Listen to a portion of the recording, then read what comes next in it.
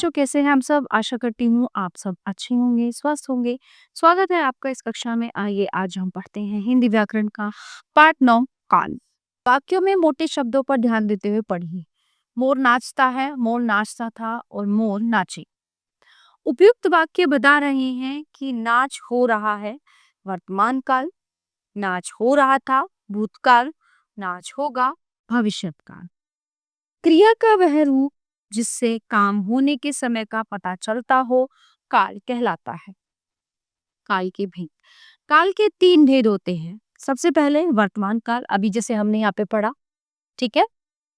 क्रिया के जिस रूप से ये पता लगे कि कार्य अभी चल रहे समय में हो रहा है उसे वर्तमान काल कहते हैं। जैसे सचिन खेल रहा है, समाचार आ रहे हैं, विभू पढ़ रहा है।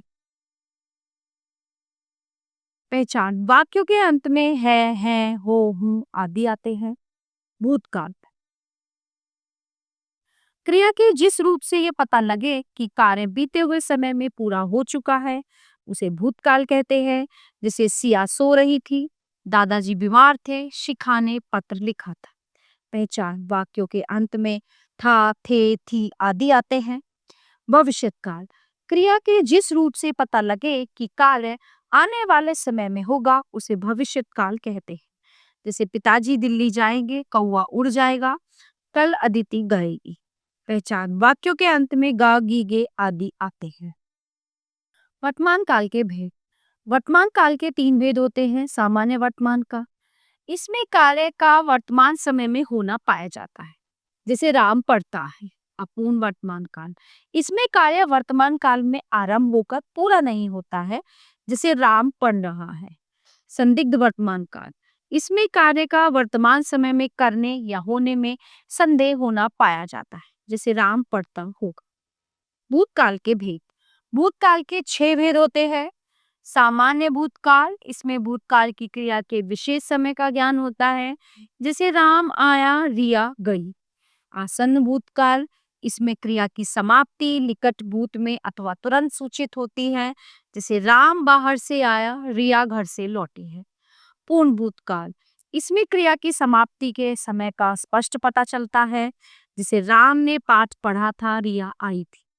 अपूर्ण भूतकाल, इसमें ये तो पता चलता है कि क्रिया हो रही थी लेकिन उसके समाप्त होने का पता नहीं चलता। जैसे राम गा रहा था, रिया पढ़ रही थी। संदिग्ध भूतकाल, इसमें ये संदेह बना रहता है कि कार्य पूरा हुआ भी था या नहीं। जैसे राम ने पाठ पढ़ा होगा, रिया सो गई होगी। हेतु हेतु मत भूतकाल, इसमें ये पता चलता है कि क्रिया भूतकाल में होने वाली थी किंतु किसी कारण से नहीं हुई। जैसे यदि तुम पढ़ते तो उत्तीर्ण हो जाते, वह आता तो मैं जाता।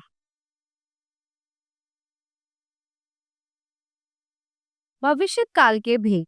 भविष्यत काल के 3 भेद होते हैं। सामान्य भविष्यत काल, इससे पता चलता है कि क्रिया सामान्यतः भविष्य में होगी। जैसे राम पढ़ेगा, सीता जाएगी। संभाव्य भविष्यत काल, इसमें कार्य के भविष्य में होने की संभावना होती है।